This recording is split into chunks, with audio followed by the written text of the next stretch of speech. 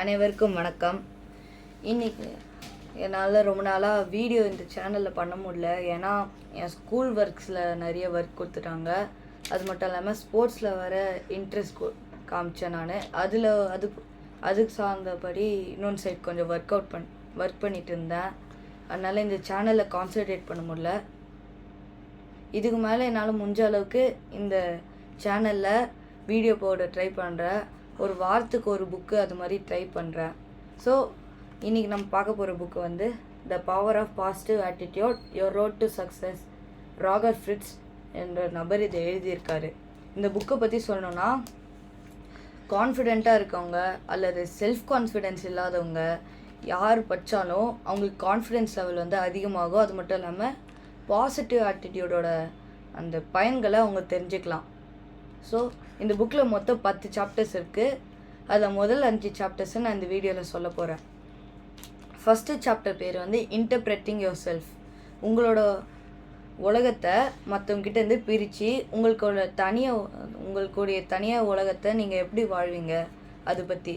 அதில் ஃபஸ்ட்டு நம்ம பார்க்க போகிறது வந்து PAQ பாசிட்டிவ் ஆட்டிடியூட் குவாஷன்ட். அப்படின்னா உங்கள் பாசிட்டிவ் ஆட்டிடியூட் வந்து நீங்கள் சொல்கிற நேர்மையான கொஸ்டின் படியாக செக் பண்ணணும். உங்களுக்கு ஒரு 10 செட் ஆஃப் கொஸ்டின் தருவாங்க. ஒரு 10 கொஸ்டின் ஒரு செட்டில். அந்த கொஸ்டினில் நீங்கள் உங்களுக்கு 1 to 5 வரைக்கும் ஆப்ஷன்ஸ் கொடுப்பாங்க. ஃபஸ்ட் ஆப்ஷன் நான் இது வரைக்கும் பண்ணதே இல்லை. செகண்ட் ஆப்ஷன் ரேராக. தேர்ட் ஆப்ஷன் கொஞ்சம் அப்பப்போ பண்ணுவேன். ஃபோர்த் ஆப்ஷன் நிறைய வாட்டி பண்ணுவேன். ஃபிஃப்த் ஆப்ஷன் ஆல்வேஸ் பண்ணிக்கிட்டே தான் இருப்பேன்.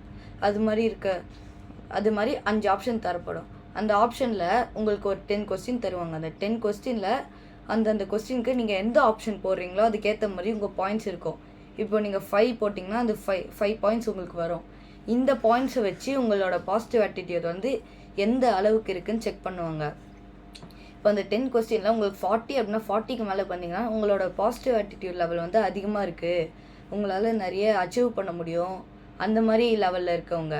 நீங்கள் இன்னும் கான்சன்ட்ரேட் பண்ணிங்கன்னா இன்னும் நல்லா போகலான்னு. ஒருவேளை நீங்கள் 30 to 40 இருந்தீங்கன்னா உங்களது நார்மல் ஆட்டிடியூட் தான். எல்லோரும் மாதிரியும் தான் இருப்பீங்க, நார்மலாக இருப்பீங்க, பாசிட்டிவாக இருப்பீங்க, ஜாலியாக இருப்பீங்க, அந்த மாதிரி. இப்போ நீங்கள் 20 to 30க்குள்ளார இருந்தீங்கன்னா உங்களுக்கு கொஞ்சம் கம்மியாக தான் இருக்குது. உங்களுக்கு செல்ஃப் கான்ஃபிடென்ஸ் லெவல் வந்து கொஞ்சம் கம்மியாக தான் இருக்குது. உங்களே நீங்கள் குறைச்சி எடை போடுறீங்கன்னு அர்த்தம். 20க்கும் கீழே வாங்கினீங்கன்னா உங்களுக்கு கான்ஃபிடென்ஸ் லெவலே இல்லை, உங்களால் இது பண்ணவே முடியாது யாருன்னா சொன்னாங்கன்னா அப்படியே நீங்கள் மைண்டில் செட்டப் பண்ணிட்டு அது மாதிரி இருக்கவங்க. இதை பேஸ் பண்ணி உங்களுக்கு பாயிண்ட்ஸ் கொடுத்து அதுக்கப்புறம் அவங்க உங்களுக்கு பேஸ் பண்ண மாதிரி ஒரு லெசன் மாதிரி எடுப்பாங்க. ஸோ இப்போ நம்ம பார்க்க போகிறது evaluate your attitude towards other people. உங்களோட ஆட்டிடியூட் வந்து மற்றவங்க கிட்ட எப்படி எவால்வேட் பண்ணுறதுன்னு. இப்போ மற்றவங்க உங்களை எப்படி பார்க்குறாங்களோ அதே மாதிரி தான் நீங்களும் அவங்க பார்ப்பீங்க. ஏன்னா இப்போது நீங்கள் ஒருத்தவங்க வந்து இது மாதிரி ரொம்ப பார்க்கவே நல்ல பையன் மாதிரி இருக்கா, நல்லா படிக்கிற பையன் மாதிரி இருப்பீங்கன்னு பார்த்தீங்கன்னா அவங்க வந்து உங்களை எப்படி நினைப்பாங்கன்னு உங்களுக்கு தெரியாது. ஏன்னா நீங்கள் அப்பியரன்ஸ் தான் important. The first impression is the best impression சொல்லுவாங்க. அவங்க உங்களை ஃபஸ்ட்டு எப்படி பார்க்குறாங்களோ அதை வச்சு தான் அவங்கள எடை போடுவாங்க எல்லாருமே. அதனால் நீங்கள் அப்பியரன்ஸ் வந்து உங்களுக்கு ரொம்ப ரொம்ப முக்கியம். அப்பியரன்ஸ் வச்சு தான் நீங்கள் ஒரு ஆளையே எடை போடுற ஆரம்பிப்பாங்க இங்கே இந்த உலகத்தில் எல்லாரையும். ஸோ நீங்கள் அந்த அப்பியரன்ஸை ரொம்ப முக்கியமாக வச்சுக்கிட்டிங்கன்னா நீங்கள் அதுக்கப்புறமா தான் உங்கள் திறமைங்களை உங்களால் காமிக்க முடியும். உங்கள் அப்பியரன்ஸ் நல்லா இருக்குது, உங்களோட ப்ரெசன்டேஷன் நல்லா இருக்குது, உங்கள் ஸ்கில்ஸு வந்து நிறைய இருக்குதுன்னா நீங்கள் வந்து இப்போ இருக்கிற லெவலோட நீங்கள் பெருசாக அச்சீவ் பண்ணலாம். ஃபஸ்ட்டு உங்கள் அப்பியரன்ஸே நல்லா இல்லை, ப்ரெசன்டேஷன் முறை கரெக்டாக இல்லை, ஆனால் ஸ்கில்ஸ் மட்டும் இருக்குதுன்னா உங்களை அந்தளவுக்கு யாரும் எடுத்துக்க மாட்டாங்க. ஏன்னா ப்ரெசன்டேஷன் அண்ட் அப்பியரன்ஸ் ஒரு மனுஷனுக்கு ரொம்ப ரொம்ப முக்கியம். அதை வச்சு தான் எல்லோரும் ஒருத்தவங்களை எடை போடுவாங்க.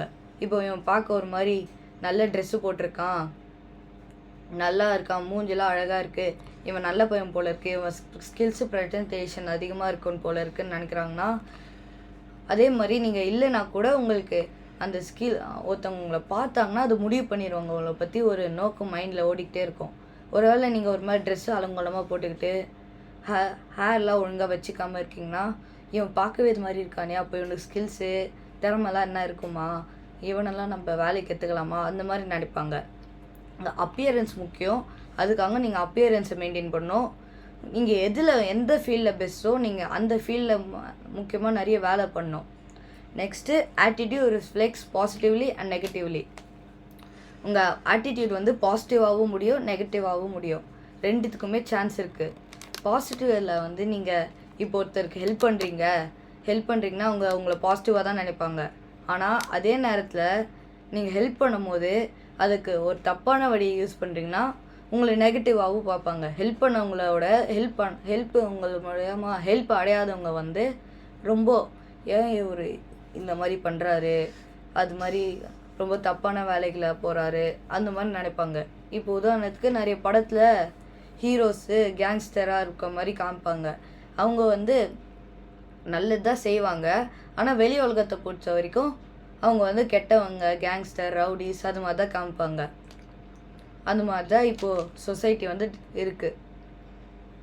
Next think about your self. நீங்கள் வந்து இப்போ மற்றவங்க மேலே கேர் எடுக்கணும்னா ஃபஸ்ட்டு நீங்கள் உங்களை கேர் பண்ணிக்கணும். உங்கள் உடம்பு நல்லா இருக்கணும், உங்களோட ஹெல்த்து நல்லா இருக்கணும், உங்களோட மென்டல் ஹெல்த் வந்து ரொம்ப ரொம்ப முக்கியம். இதெல்லாம் நல்லா இருந்தால் தான் உங்களால் மற்றவங்கள பார்த்துக்க முடியும். இப்போது யாருன்னா ஒருத்தர் ஏழையாக இருக்கார், அவருக்கு என்ன ஹெல்ப் பண்ணணும்னு நினைக்கிறீங்கன்னா ஃபஸ்ட்டு நீங்கள் ஒரு நல்ல பொசிஷனில் இருக்கணும். அந்த ஹெல்ப் பண்ணுற மாதிரி ஒரு பொசிஷனில் இருந்தீங்கன்னா உங்களால் எவ்வளோ ஹெல்ப் வேணாலும் பண்ண முடியும். எக்ஸாம்பிள், இப்போ ரோடோரமாக பிச்செல்லாம் எடுப்பாங்களே, அவங்களுக்கு நீங்கள் ஹெல்ப் பண்ணணும்னு நினைக்கிறீங்க. ஆனால் நீங்கள் வந்து உங்களை பார்த்துக்கல ஒழுங்காக, மென்டலாக மைண்டு சரியில்லை, வேலை கூட ஒழுங்காக போகிறது இல்லைன்னா உங்ககிட்ட காசும் இருக்காது, அதே நேரத்தில் உங்களுக்கு ரொம்ப மைண்டில் என்ன டிஸ்டர்ப் ஆகிட்டே இருக்கும். ஆனால் இதுவே உங்கள் மைண்டு நல்லா கிளியராக இருக்குது, உடம்பு ஹெல்த்தியாக இருக்குது, நல்லா வேலைக்கோ போகிறீங்கன்னா அவங்களுக்கு ஹெல்ப் பண்ணுற அளவுக்கு நிலமையில் இருப்பீங்க. நீங்கள் ஹெல்ப்போ பண்ணுவீங்க, ஏன்னா உங்கள் மைண்டு கிளியராக இருக்குது, உங்களுக்கு ஹெல்ப் பண்ணணும்னு உங்களுக்கு தோணும். அதனால் நீங்கள் ஹெல்ப்போ பண்ணுவீங்க, அவங்களும் நல்லா இருப்பாங்க, நீங்களும் சந்தோஷமாக இருப்பீங்க. Next change the way you feel about your self. உங்களை பற்றி நீங்கள் நினைக்கிறத அப்படியே மாற்றுங்க, அந்த வழியை மாற்றுங்க. எப்படின்னா, இப்போ நீங்கள் வந்து செல்ஃப் கான்ஃபிடென்ஸ் இல்லாதவங்க, என்னால் இது முடியவே முடியாது, இதெல்லாம் அவங்களால மட்டும்தான் முடியும் அப்படின்னு நினைக்கிறவங்கலாம் மைண்டை வந்து கல்டிவேட் பண்ணணும். எப்படின்னா, இப்போது என்னால் இது முடியாதுன்னு சொன்னாங்கன்னா நான் அட்லீஸ்ட் ட்ரை பண்ணுவேன், இது என்னால் முடியும், கொஞ்சம் ட்ரை பண்ண என்னால் முடியும், அது மாதிரி நீங்கள் சொல்லிகிட்டே இருக்கணும். சொல்லிகிட்டு இருந்தால் உங்களுக்கு கொஞ்சம் கொஞ்சமாக உங்கள் ஆட்டிடியூட் வந்து மாறும். உங்களோட மென்டலி நீங்கள் உங்களை பற்றி என்ன நினச்சிக்கிங்களோ அந்த டோட்டல் திங்கே அப்படியே டேர்ன் ஆகிடும், ஆப்போசிட்டாக மாறிடும். இப்போது நீங்கள் எனக்கு இது தெரியவே தெரியாது, இது வராது, நான் அதை செய்ய மாட்டேன்னு நினச்சிட்டு இருக்கீங்க. கொஞ்சம் கொஞ்சமாக நீங்கள் ப்ராக்டிஸ் பண்ணி என்னால் முடியாதுன்னு நினச்சிட்டு இருக்கோங்க. நான் ட்ரை பண்ணுவேன், அட்லீஸ்ட் என்னால் முடியும், நான் பண்ணுவேன்னு நினைக்கிறேன், அது மாதிரி நீங்கள் உங்கள்கிட்டயே சொல்லிக்கிட்டு நீங்கள் அதை ப்ராக்டிஸ் பண்ணிங்கன்னா போக போக இப்போது நீங்கள் என்னால் முடியாதுன்னு நினச்சவங்க அப்படியே ஆப்போசிட்டாக என்னால் இது முடியும், நான் இதை பண்ணுவேன், இது நான் எப்போவுமே பண்ணிக்கிட்டே தான் இருப்பேன், அது மாதிரி ஒரு மைண்டில் வந்து நீங்கள் செட் ஆகிருப்பீங்க. ஸோ உங்களுக்கு பாசிட்டிவாக திங்க் பண்ணுறது ரொம்ப ரொம்ப முக்கியம். புல் யுவர் செல்ஃப் அப். நீங்கள் வந்து என்ன தான் நீங்கள் கீழே இருக்கீங்க, இப்போது நான் சொன்னது அதே பாயிண்ட் தான் இதுலேயும். என்னென்னா, நீங்கள் தாழ்வு மனப்பாடியாக இருக்கீங்க, அப்படியே டேர்ன் ஆகும்போது உங்களுக்கு நிறைய ஹெல்ப்பு வேணும். உங்களுக்கு அந்த ஹெல்ப்புக்கு நீங்கள் யார் வேணாலும் ஹெல்ப்பு எடுத்துக்கோங்க. இப்போது யாருன்னா இப்போது ஒரு நெகட்டிவாக இருந்தாங்க, இப்போ கொஞ்சம் கொஞ்சமாக திருந்தி பாசிட்டிவாக மாறுறவங்கன்னா அவங்ககிட்டேருந்து கொஞ்சம் டிப்ஸ் எடுத்துக்கோங்க. எப்படி மாறுறது, எப்படி உங்களுக்கு உடம்பு முடியும், எப்படி நீங்கள் அப்படி இருந்தவர் இப்படி மாறினீங்கன்னு நீங்கள் டிப்ஸ் எடுத்துக்கிட்டு ஹெல்ப் பண்ணி உங்களே நீங்கள் மேலே தூக்குங்க. அப்போ தான் உங்களால் வாழ்க்கையில் முன்னேற முடியும். Rework mistake. இப்போ நீங்கள் தப்பு பண்ணுறீங்க, உதாரணத்துக்கு இப்போது எல்லா ஸ்கூல்லேயும் ஹோம்ஒர்க் கொடுப்பாங்க. ஹோம்ஒர்க் எழுதும்போது மேக்ஸில் சம்மு எனக்கு ஒழுங்காக தெரியல, எனக்கு வரல அப்படின்னு நீங்கள் நினச்சிங்கன்னா அப்படியே விட்டுறக்கூடாது, போட்டு பார்த்துக்கிட்டே இருக்கணும். ஒரு கட்டத்தில் நீங்கள் போட உங்களுக்கு அந்த சம்மு புரிய ஆரம்பிக்கும். ஓ, இது இந்த மெத்தடில் தான் பண்ணுமோ, இந்த மெத்தடில் பண்ண ஆன்சர் கிடைக்குமா, இல்லைனா இந்த மெத்தடில் நம்ம ட்ரை பண்ணி பார்க்கலாமா, அது மாதிரி உங்களுக்கு ஒரு மனசில் சிந்தனை ஓடும்.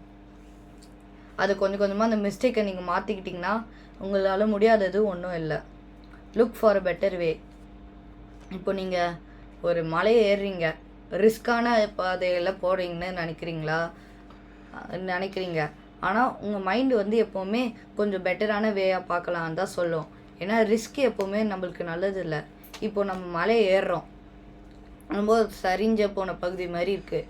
இதுவே நீங்கள் சுற்றிட்டு போனீங்கன்னா 3 நாள் 4 நாள் ஆகும். ஆனால் இந்த வழியாக போனீங்கன்னா ஒரே நாளில் போகலாம். ஆனால் அதில் ரிஸ்க் அதிகம். எப்போ வேணாலும் இங்கே கீழே விழலான்னு நிலமையில இருக்கும்போது ரிஸ்க் எடுக்கணும்னு தோன்றவங்க ரிஸ்க் எடுப்பாங்க. ஆனால் அது அவங்களுக்கும் நல்லதில்லை, அவங்களை சுற்றி இருக்கவங்களுக்கும் நல்லதில்லை. இப்போ அவங்களுக்கு குடும்பம் இருக்குது, அவங்க இது மாதிரி பண்ணும்போது கீழே விழுந்துட்டாங்கன்னா அவங்களுக்கு தான் நஷ்டம். அவங்களுக்கு கால் உடஞ்சி போகலாம், கை உடஞ்சி போகலாம், இல்லை உயிரை கூட போகலாம். அதுக்கப்புறமா அவங்க குடும்பம் தான் அவங்கள பார்த்துக்கணும். நான் குடும்பம் கஷ்டப்படல. அதுக்காக நம்ம சேஃபான வழியிலேயே போக தான் ட்ரை பண்ணோம் எப்போவுமே. நெக்ஸ்ட்டு சாப்டர் வந்து ஹவு ஆட்டிடியூட் அஃபெக்ட்ஸ் ரிசல்ட்ஸ். உங்களுக்கு தேவைப்படையான ஐடென்டிஃபை அக்கௌண்டபிள் பீப்புள். உங்களுக்கு தேவைப்படுற மாதிரி உங்களை சுற்றி இருக்க ஆட்களை நீங்களே தான் எடுத்துக்கணும். இப்போ நீங்கள் ஒரு கம்பெனி ஆரம்பிக்கிறீங்க, அது ஃபெயிலியர் ஆகிறதுக்கான காரணம் உங்ககிட்ட காசு இல்லாதது மட்டும் இல்லை. நீங்கள் வேலைக்கு வைக்கிற ஆட்களும் தான். அவங்களுக்கு எக்ஸ்பீரியன்ஸ் இருக்கணும் ஃபஸ்ட்டு. அந்த எக்ஸ்பீரியன்ஸ் இருந்தால் தான் உங்களால் பெட்டராக அந்த வேலையை செய்ய முடியும். அந்த எக்ஸ்பீரியன்ஸ் உள்ளவங்க தான் அந்த பெட்டராக வேலை செஞ்சு உங்களுக்கு அந்த லாஸ் ஆக வேண்டிய பணத்தை வந்து கொஞ்சமாச்சு இன்க்ரீஸ் பண்ணுவாங்க. இப்போது உங்ககிட்ட ப்ராஃபிட், இப்போ உங்ககிட்ட கொஞ்சம் காசு இருக்குது, ஒரு 10 lakhs கிட்டக்க இருக்குது. சொந்தமாக பிஸ்னஸ் ஆரம்பிக்கிறீங்க. ஒரு கிராமத்து பக்கமாக போய் ஒரு சின்ன இடத்த வாங்கி அங்கே ஏதோ ஒரு பிஸ்னஸ் பண்ணுறீங்க. அந்த காட்டன் பிஸ்னஸ், அந்த காட்டன் டெக்ஸ்டைல்ஸு, அப்படி இல்லைன்னா அந்த மார்பிள் மேக்கிங்கு, இல்லை ஹோட்டல் வைக்கிறது, இது மாதிரிலாம் நீங்கள் பண்ணிங்கன்னா ஃபஸ்ட்டு அதுக்கேற்ற மாதிரி எக்ஸ்பீரியன்ஸான ஆட்கள் உங்களுக்கு தேவை. அது தெரிஞ்சவங்க அது வேலை செஞ்சாங்கன்னா உங்களுக்கு லாஸாக போக வேண்டிய இடத்துல கூட உங்களுக்கு ப்ராஃபிட்டாக அதிகமாகும். Next least valuable people profile, LVP short form. இவங்க வந்து எப்படின்னா உங்களுக்கு ஒரு 30 கொஸ்டின்ஸ் கொடுத்துருவாங்க. அந்த 30 கொஸ்டின்ஸில் கில்ட்டி ஆர் நாட் கில்ட்டின்னு காமிப்பாங்க. அந்த கொஸ்டினில் நீங்கள் என்ன பண்ணோன்னா, அந்த கொஸ்டின் வந்து நீங்கள் ஒரு நபரை எடுத்துக்கணும். உங்களுக்கு பிடிக்காதவங்க இல்லை பிடிச்சவங்க அது மாதிரி யாருன்னா ஒருத்தர் எடுத்துக்கிட்டு அந்த 30 கொஸ்டினில் அவங்க இந்த வேலையை பண்ணுவாங்களா இல்லையான்னு அந்த கொஸ்டின் எல்லாமே நீங்கள் பண்ணணும். இப்போது அவங்க வந்து 4 வாட்டி கில்ட்டின்னு வைக்கிறாங்க வச்சுக்கோங்களேன். அவங்களும் நீங்களும் ரொம்ப நெருக்கமானவங்க. அவங்க உங்கள் வாழ்க்கையில் இருந்தால் உங்களால் ரொம்ப முன்னேற முடியும்னு அர்த்தம். அதுவே 4 to 10 இருந்தாங்கன்னா இவங்க ஒரு நார்மலான ஆள் தான், எல்லோரும் மாதிரியும் தான் இருப்பாங்க. ஆனால் என்ன, எல்லாத்தையும் கொஞ்சம் விளையாட்டுத்தனமாக ஃபன்னு தான் பார்த்துப்பாங்க, அந்த மாதிரி அர்த்தம். 10 to 20 வந்து இன்னும் கொஞ்சம் மோசம். அவங்களாம் உங்களை கீழே கொண்டு வரதா அவங்க ட்ரை பண்ணுவாங்க. அவங்க என்ன பண்ணலைன்னா நீங்களும் அது பண்ணக்கூடாதுன்னு தான் நினைப்பாங்க. பண்ணியிருந்தாலும் அது எப்படி உங்களை அது பண்ண விடாமல் பண்ணி இப்போது மேக்ஸ் ஹோம்ஒர்க் பண்ணலை, மேம் கிட்ட அவங்க திட்டு வாங்குகிற நிலைமையில் இருக்காங்க அவங்க. அப்போது நீங்கள் மட்டும் அந்த இதை முடிச்சிட்டிங்கன்னா அவங்களுக்கு ஒரு மாதிரி உள்ள பொறாமை ஏற்படும். ஏன்னா இவன் மட்டும் இதை முடிச்சிடறானே, எப்படி நம்மளுக்கு மட்டும் இந்த சமயம் வரல, நான் மட்டும் முடியும் போது இவன் மட்டும் எப்படி முடிக்கலாம், அது மாதிரி நினச்சி அந்த பேப்பரை கூட அவங்க கீச்சு போட்டு உங்களையும் திட்டு வாங்க வைக்கலாம். இது மாதிரி இருக்கவங்க 20க்கும் மேலே கில்ட்டி பாயிண்ட்ஸ் இருக்கவங்க ரொம்ப ரொம்ப மோசம். இப்போ உங்க கூட ஃப்ரெண்ட்ஸாக இருக்க மாதிரியே நினைப்பாங்க. உங்களுக்கு எப்போல்லாம் அவங்க ஹெல்ப்பு தேவையோ அவங்க உங்களுக்கு எந்த ஹெல்ப்பும் பண்ண மாட்டாங்க.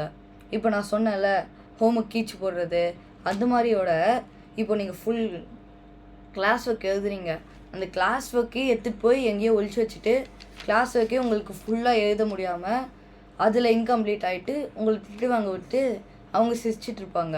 இந்த மாதிரி ஒரு மென்டாலிட்டிக்கு உள்ளவங்க தான் அந்த 20 கில்ட்டி பாயிண்ட்ஸ்க்கு மேலே இருப்பாங்க.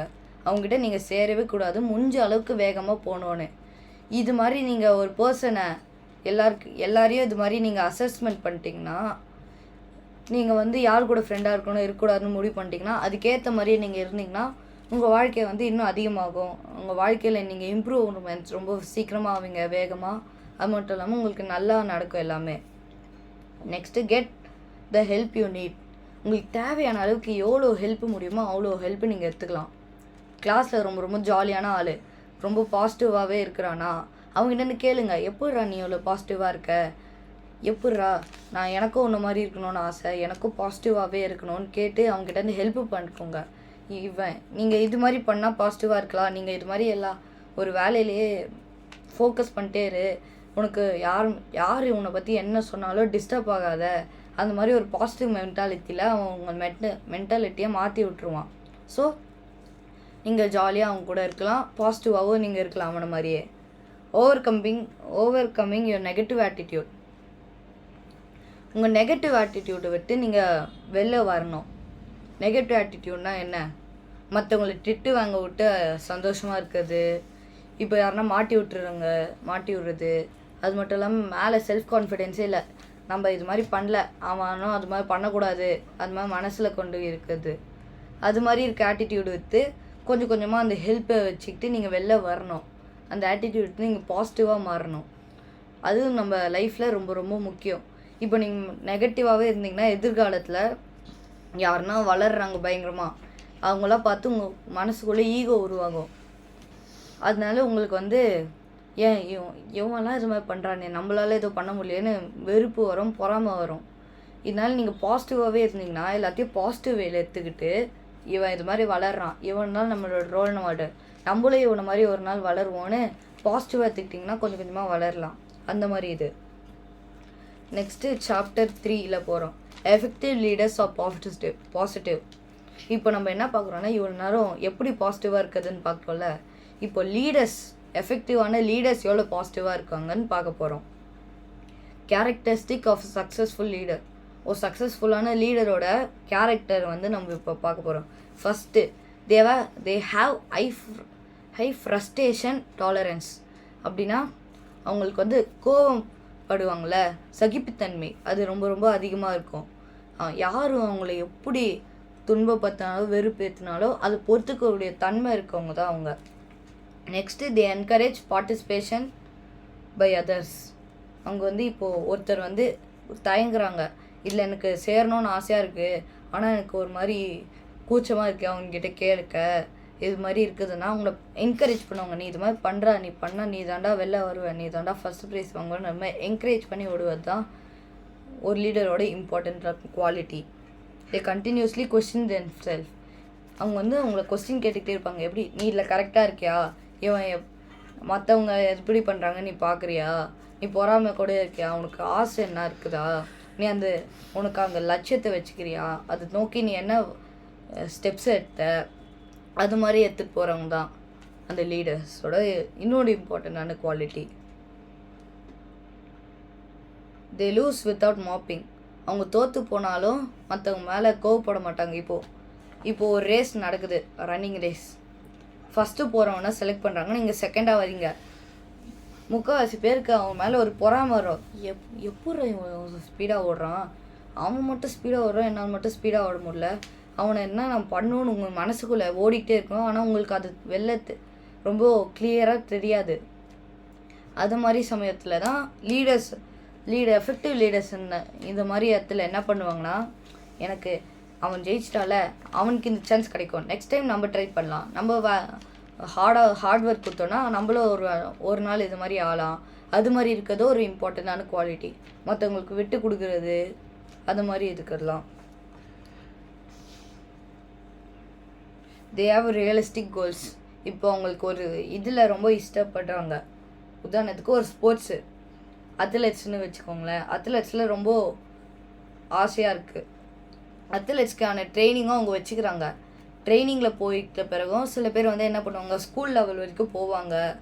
அதுக்கப்புறமா பெருசானோடனே காலேஜெலாம் போகும்போது அவங்களுக்கு அப்படியே மைண்டு வந்து வேறு இதில் டைவெர்ட் ஆகும். அதுக்கப்புறமா அவங்க அந்த அத்லெட்ஸே விட்டு வேறு என்ன அவங்களுக்கு பிடிக்காத வேலை செஞ்சுக்கிட்டு இருப்பாங்க. ஆனால் லீடர்ஸ் வந்து என்ன பண்ணுவாங்கன்னா, எனக்கு இதில் தான் நான் முன்னேறுவேன், இதுக்கான என்னென்ன ஸ்டெப்ஸ் எடுக்கணும், அதுக்கான ஸ்டெப்ஸ்லாம் பார்த்து இது மாதிரி ட்ரைனிங் எடுத்து அவங்க போக ட்ரை பண்ணுவாங்க. இது அதுக்கப்புறமா பிலீவ் இன் யோர் செல்ஃப். இது வந்து இன்னொன்று ஒரு இம்பார்ட்டண்ட்டான சப்டைட்டில். இதில் ஒரு குட்டி ஸ்டோரி கொடுத்துருக்காங்க. அது என்னென்னா, ஒரு ஊரில் ஹாட் டாக் விற்கிறவர் ஒருத்தர் இருக்கார் யூரோப்பில். அவர் வந்து அந்த ஹைவேஸாண்ட ஹாட் டாக் கடைலாம் விற்றுட்ருப்பார். அவருக்கு காது ஒழுங்காக கேட்காதனால ரேடியோ வச்சுருப்பார். ரேடியோ கேட்க மாட்டார். கண் வந்து கொஞ்சம் மங்கலாக தேர்றதுனால அவர் வந்து நியூஸ் பேப்பரும் படிக்க மாட்டார். அந்த மாதிரி இருக்க சமயத்தில் அவர் ஹாட் டாக் வாங்கிக்கோங்கன்னு சொல்லிட்டு இருப்பாரு. இந்த மாதிரி நடந்துட்டு இருக்கும்போது ஒரு நாள் அவன் பையன் வந்து காலேஜ் முடிச்சுட்டு வந்து சொல்கிறான், "பா நீங்கள் என்னப்பா இன்னும் ஹாட் டாக் விற்றுட்ருக்கீங்க, இன்றைக்கி நடக்கிற நிலமை தெரிலையா?" கேட்குறாரு. "என்னப்பா ஆச்சு, நியூஸ் பேப்பர் ரேடியோலாம் கேட்குறது இல்லையா? யூரோப் வந்து ரொம்ப எக்கனாமிக்கலாக டவுன் ஆகிட்டுருக்கு, அதனால் நீங்கள் இந்த ஆட்டோக்கில் விற்க போகாதீங்க, வீட்டில் வேறு என்ன வேலை செஞ்சு பணத்தை அதிகப்படுத்த ட்ரை பண்ணுங்கன்னு சொல்லுவார். இதை கேட்டுட்டு அவரும், "சரிப்பா நீ சொல்கிற மாதிரியே நான் ஹாட் டாக் கடைலாம் எடுத்துறேன்னு" சொல்கிறாரு. அந்த டைமில் அவருக்கு ஹாட் டாக் இதோட அந்த காசு எல்லாமே அந்த மொத்த ப்ராஃபிட்டும் லாஸாக மாறிடுது. ஆனால் அவர் சேமிச்ச காசில் அவர் பையனை இன்னொன்று ஒரு இடத்துல வேலை சேர்த்து விட்டு அதுக்கப்புறமா அவர் இன்னும் நல்லா வளர்றாரு. வளர்ந்த பிறகு சொல்கிறாரு, "நான் உன் மேலே நம்பிக்கை வச்சுருக்கேன், அது மட்டும் இல்லாமல் என் மேலே எனக்கு நம்பிக்கை இருக்குது, ஈவன் நீ வந்து இந்த வேலையில் தோற்று போயிருந்தாலும் நான் திரும்பியும் ஹாட் டாக் விற்றே உனக்கு காசு எடுத்து உன்னை படிக்க வச்சு திரும்பியும் உனக்கு வேலையை சேர்த்து வருவேன்ப்பா." நான் அவர் மேலே நம்பிக்கை மட்டும் இல்லாத மற்றவங்க மேலேயே நம்பிக்கை வச்சு அவர் அந்த இது செய்கிறாரு. இது இன்னொன்று ஒரு இம்பார்ட்டண்ட் ஒன்று. Next the challenge of leading. இந்த ஆத்தர் வந்து ஒரு காலத்தில் ஒரு 350 யூரோஸ் வர்த்துள்ள ஒரு கம்பெனிக்கு வேலை செஞ்சுருக்காரு. அது 5 வருஷத்தில் அந்த 350 மில்லியன் யூரோஸ் வந்து அப்படியே ட்ரிபிள் த ஸ்கேல் ஆயிடுச்சு. வருஷத்துக்கு 350 மில்லியன் யூரோஸ் வாங்கிட்டு இருந்தாங்க, அப்படியே 5 வருஷத்தில் 3 மடங்கு அதிகமானாங்க.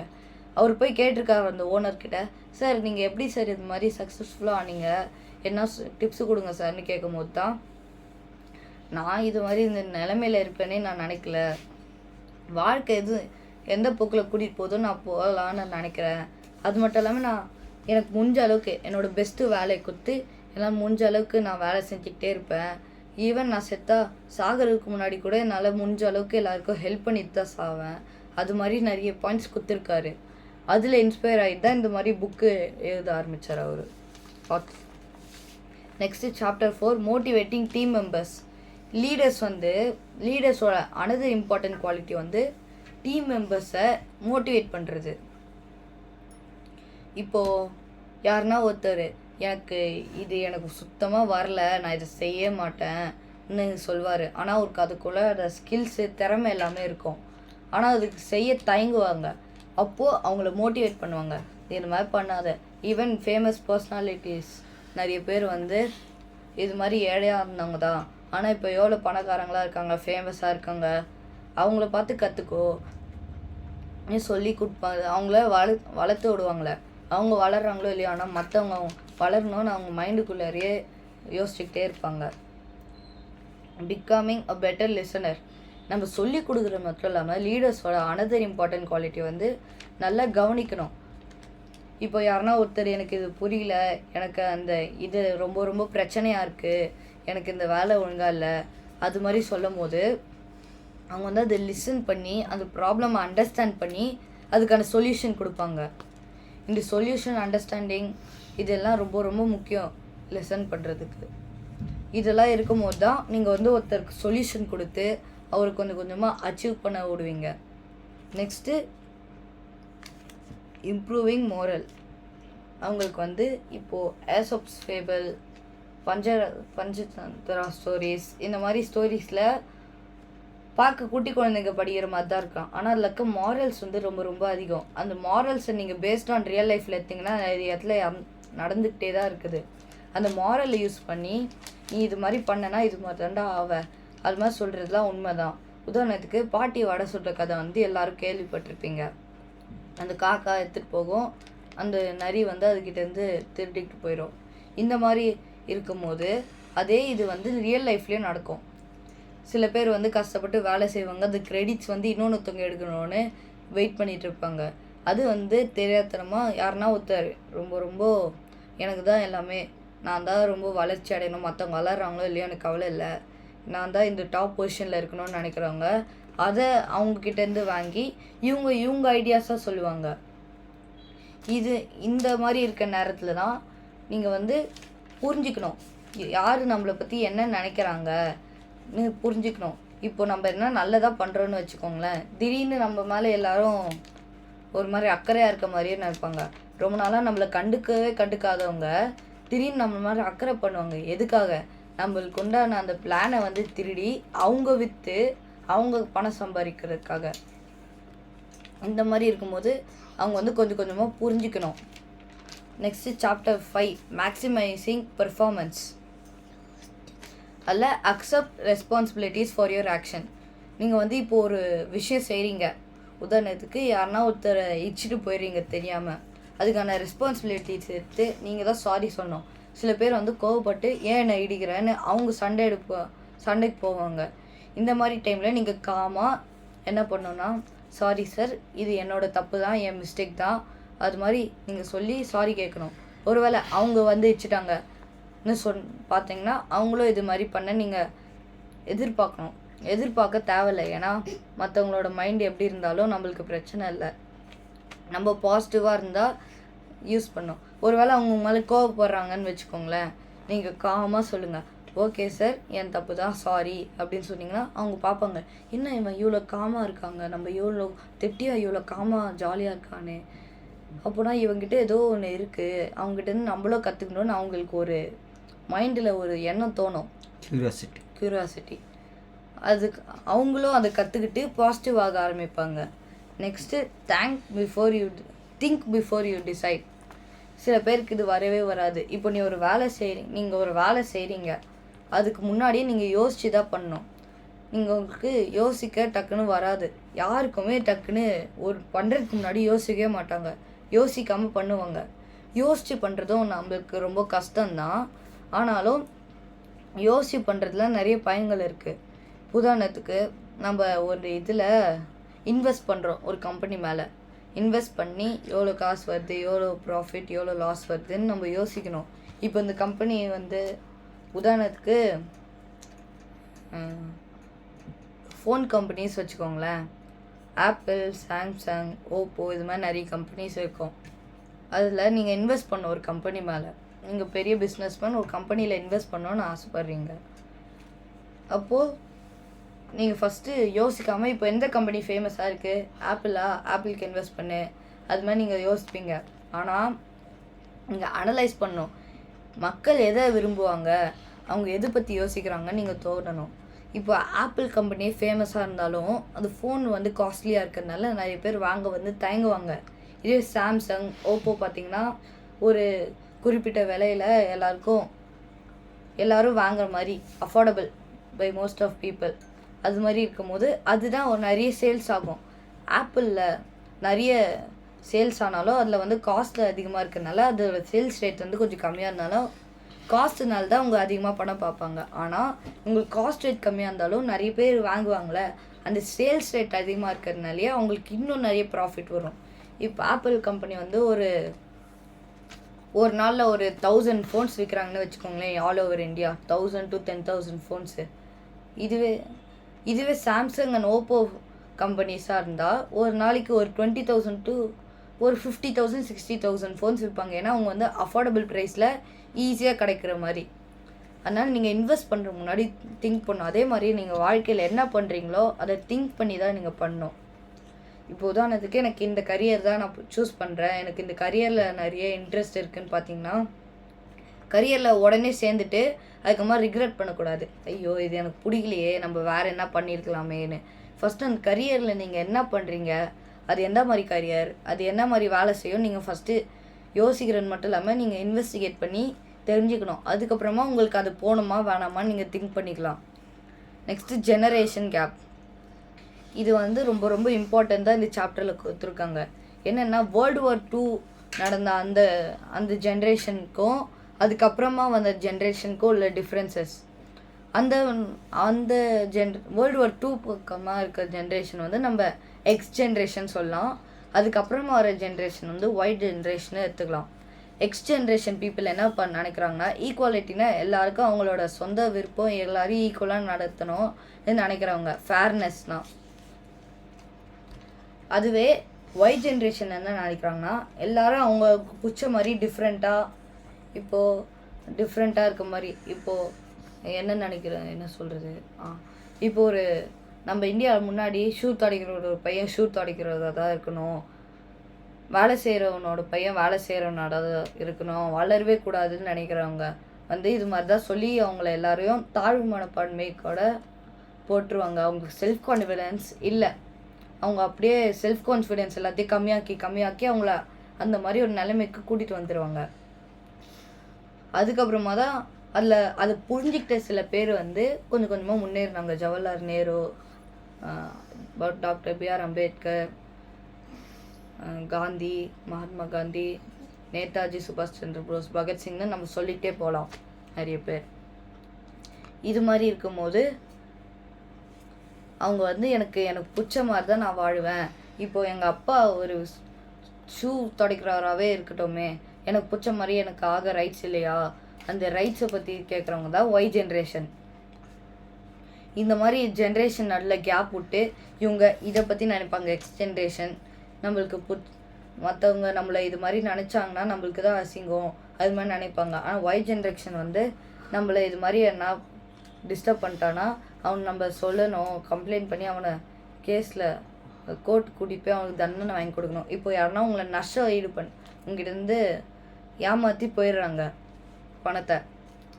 சில பேர் என்ன நினைப்பாங்க, அந்த எக்ஸ் ஜென்ரேஷனில் ஐயோ பணத்தை ஆட்டியை போட்டு போயிட்டானே, இதை சொன்னால் வேற நம்ப மாட்டாங்களே, இப்போ நான் என்ன பண்ணுவேன், அது மாதிரி அப்படியே கம்முனே இருந்துருவாங்க. ஆனால் ஒய் ஜென்ரேஷன் பீப்புள் என்ன நினைக்கிறாங்கன்னா, பணத்தை இவன் திருடிட்டானா, சரி இவனோட ஃபோட்டோ இருக்குது, இவனோட டீட்டெயில்ஸ் இருக்குது, யார் என்ன நினச்சா நம்மளுக்கு என்ன, ஃபஸ்ட்டு இவனை நம்ம கம்ப்ளைண்ட் பண்ணி இவனை கோர்ட்டுக்கு எடுத்துகிட்டு போய் அவனுக்கு தண்டனை வாங்கி கொடுக்கணும், அதுதான் நம்மளுக்கு முக்கியம்னு நினைக்கிறவங்க. இந்த மாதிரி ஜென்ரேஷன் கேப் விட்டு வரவங்க தான் இந்த ஜென்ரேஷன் கேப். இதுதான் இந்த 5 சாப்டரில் சொல்கிறது. தேங்க்யூ. சூப்பர் இனியன். டேய் ரொம்ப எலாபரேட்டாக பேசியிருந்தேன். ஆக்சுவலாக இந்த புக்கு படித்ததில் ஒரு விஷயம் இருக்குது.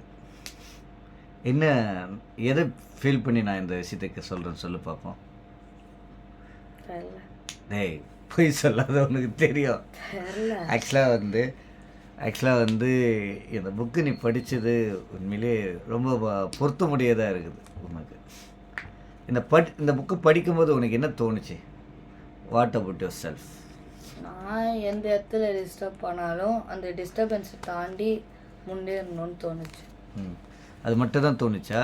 இதை பேஸ் பண்ணி நான் முன்னேறணும்னு தோணுச்சு. இந்த புக்கை வந்து படிக்கணும் அப்படின்ற ஆர்வம் எப்படி வந்தது? ஒன்று. ரெண்டாவது, புக்கு எடுத்து படிக்கிறதுக்கு முயற்சி பண்ண பிறகு தொடர்ந்து படிச்சியா, இல்லை கேப் விட்டு படிச்சியா, இல்லை வீட்டில் ஸ்ட்ரெஸ் பண்ணி இது பக்கம் ரொம்ப நாள் ஆயிடுச்சுடா வீடியோ போட்டு ப்ளீஸ் ஏதாவது ஒரு பண்ணாண்டா உன் மேலே ஒரு பெரிய ஒரு எதிர்பார்ப்பு இருக்குது அப்படின்ற மாதிரி சொன்னதுனால படிச்சியா? ஒன்று. இதெல்லாம் மூணுமே ஒரு செட்டு. ஒன்று, படிக்கணும்னு எப்படி ஆர்வம் வந்துச்சு. ரெண்டாவது, இந்த புக்கை வந்து கண்டினியூவாக படித்தா. மூணாவது, இந்த புக்கை படிக்க சொல்லி யாருன்னா ஸ்ட்ரெஸ் பண்ணாங்களா? எனக்கு வந்து இந்த புக்கு வந்து ரொம்ப நாளாகவே வீட்டில் இருந்துச்சு. எனக்கு கொஞ்சம் போர் அடிச்சிட்டு இருந்துச்சு வீட்டில். அப்போ இந்த புக்கு சும்மா தானே கிடக்குது, இதை கொஞ்ச நேரம் படிக்கலான்னு எடுத்து படிக்கும் போது தான் நீங்கள் அந்த வீடியோ எடுக்கணும்னு சொன்னீங்களா, அதனால் இந்த புக்கே வீடியோவை போட்டுடலாமேன்னு இதை படித்தேன். சரி, இப்போ வந்து இந்த புக்கு படித்த பிறகு உனக்கு என்ன ஃபீல் ஆகிருக்கு? நீ என்னவா நினச்சிருக்கோ? உன்னுடைய கேரியரில் இந்த புக்குனுடைய கான்ட்ரிபியூஷன் எவ்வளோ பெருசாக இருக்குன்னு நினைக்கிறேன்? இல்லை இந்த ஏஜில் 13 to 14 இருக்குது ஐ திங்க் உன்னுடைய ஏஜ். இந்த 13-14 வயசில் இந்த புத்தகத்தை படிக்கும் பொழுது உனக்கு என்ன மாதிரியான ஃபீல் ஆகிருக்கு?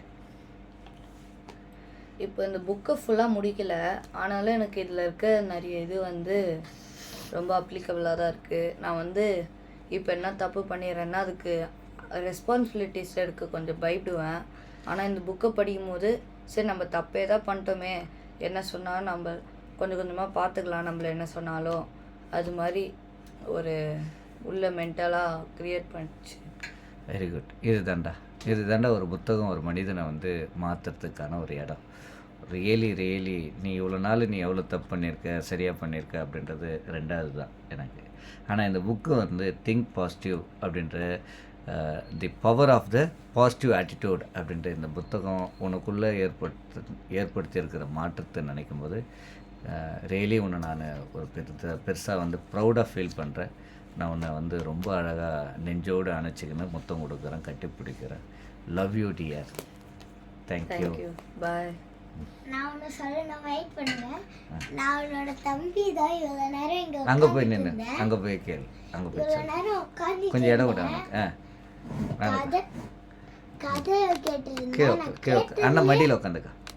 நான் கேட்டதுலயே பெஸ்ட் கதைன்னா இதுதான். எனக்கே ஆசை வந்துச்சு என்ன ஆசை வந்து? புக்லாம் படிக்கணும்ட்டு. அந்த அளவுக்கு அழகா வச்சு சொன்னாரு.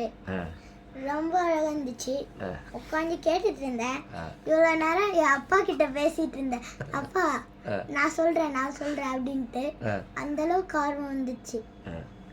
இப்போ அண்ணன் வந்து இந்த புக்கை படித்து ரிவ்யூ பண்ணதுக்கு பிறகு உனக்கும் புக்கு படிக்கணும்னு வந்து ஆசை வந்திருக்கா? அப்போ இதுக்கப்புறம் என்ன பண்ணலாம்? உன்னை எதிர்பார்க்கலாமா நிறைய படிப்பு அப்படின்ட்டு? நான் அடுத்த வீடியோல வருவேன் ஒரு கதை சொல்ல. வெயிட் பண்ணுங்க. இன்னைக்கு வந்துடுறியா இல்லை நாளைக்கு வரியா? இன்னைக்கு தான் இன்னொன்று வீடியோ எடுப்பாங்க, அதுல நான் வந்துடுவேன். நான் வந்து கதை சொல்லுவேன்.